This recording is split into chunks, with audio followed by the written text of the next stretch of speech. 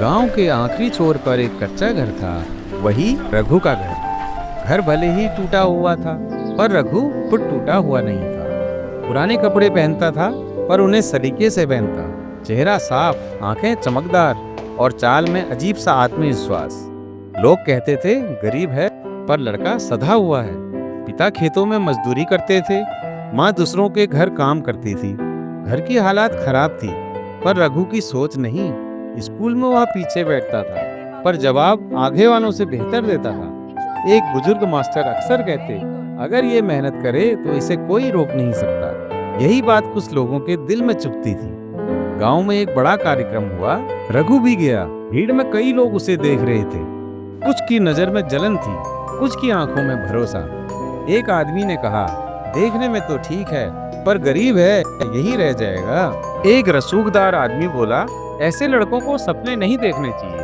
हंसी गूंज गई। रघु ने सिर नहीं झुकाया, बस शांत खड़ा रहा। घर आकर माँ ने देखा, आंखें गीली हैं, पर सीधा खड़ा है। माँ बोली, बुरा लगा?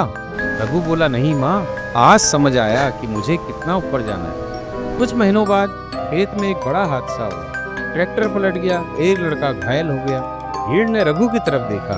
पुलिस आई, रघु को ले जाया गया। थाने में अफसर ने उसे ध्यान से देखा और बोला, तू डर नहीं रहा? रघु बोला, जिसने गलत किया होगा वो डरेगा। सच सामने आया, रघु छूट गया, पर गांव की सोच नहीं छूटी। माँ बीमार पड़ गई। डॉक्टर ने कहा, इलाज महंगा है। रघु के हाथ कांप गए। पहली बार उसके आत्मविश्वास में दरार आई। रात को वह बाहर बैठा आसमान देखता रहा। उसने सोचा, अगर मैं कुछ नहीं बना तो ये सब बेकार है। माँ ने कमजोर आवाज में कहा, रघु, तू हारने के लिए पैदा नहीं हुआ। कुछ समय बाद रघु शहर गया। इलेक्ट्रिक का काम सीखा। काम में बहुत तेज था, लोग पसंद करते थे, पर एक ठेकेदार उसकी काबिलियत से डर गया। एक गलती का इल्जाम रघु पर डाल दिया। काम चला गया, पैसे नहीं मिले। बारिश में वह सड़क किनारे खड़ा था। अच्छा दिखने वाला, सीधा खड़ा हुआ, पर भीतर से टूटा हुआ। रघु ने तय किया, अब किसी की छाया नहीं चाहिए।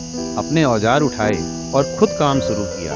ईमानदारी, समय की पाबंदी और आत्मसम्मान के साथ। लोग कहते, इस लड़के के काम में भरोसा है। काम बढ़ा, धीरे धीरे नाम भी फैला। एक बड़ी कंपनी में उसने इंटरव्यू दिया। उस बड़ी कंपनी ने उसे चुन लिया। रघु गांव लौटा। इस बार लोग उसे देख रहे थे, गरीबी नहीं, संभावना के साथ। सभा में उसने कहा, अगर कोई आपको देखकर कहे कि तुम कर सकते हो, तो बस उसी आवाज को पकड़ लेना। उसने बच्चों के लिए सीखने की जगह बनाई। उसने बच्चों से कहा, गरीबी चेहरे से नहीं, सोच से दिखती है, और जिनकी आंखों में भरोसा हो, उन्हें एक दिन दुनिया भी मान लेती है। यदि आपको ये कहानी पसंद आई हो, तो ऐसी और कहानी पाने के लिए please like, share and subscribe करें और कमेंट करना ना भूलें।